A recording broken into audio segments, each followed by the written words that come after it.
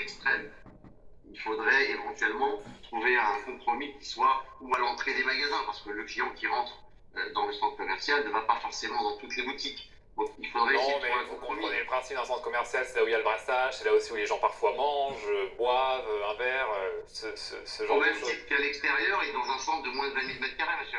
Oui, mais C'est c'est exactement pour ça que pareil. dans les restaurants, le pass sanitaire est d'ailleurs déjà instauré depuis lundi Et dans les dans les moins restaurants, et y les compris centres dans les de 20 000 mètres carrés.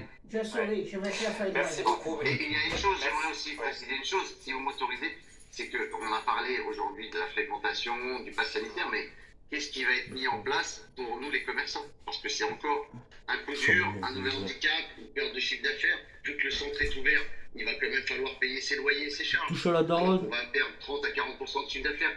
Qu'est-ce qui va être mis en place pour nous? C'est la question et on comprend qu'elle vous préoccupe. Merci beaucoup, Franck Hayat, d'avoir Merci à été vous. notre invité ce matin dans le live BFM.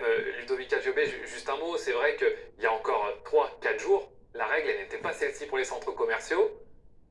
Et d'un coup, le gouvernement décide que finalement, ça sera systématique dans tout un nombre de départements qui ont un certain taux d'incidence. Oui, je pense que le gouvernement se saisit de l'actualité que nous vivons de ces derniers jours, de cette flambée épidémique, à la fois aux Antilles, mais aussi dans certains territoires de métropole, ceux où il y a le plus de brassage, et il adapte sa stratégie de réponse à l'épidémie et sa stratégie de communication en conséquence.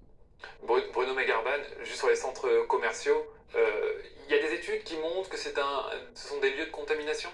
Alors, il n'y a pas d'études très claires sur le sujet. Néanmoins, lors de la deuxième et la troisième vague, la fermeture des grands centres commerciaux s'était accompagnée d'une limitation de la progression de l'épidémie. Pourquoi? Parce qu'en fait, il y a une vie sociale qui s'organise en marge des magasins dans les centres commerciaux, avec un risque évidemment de transmission du virus, notamment parmi les jeunes.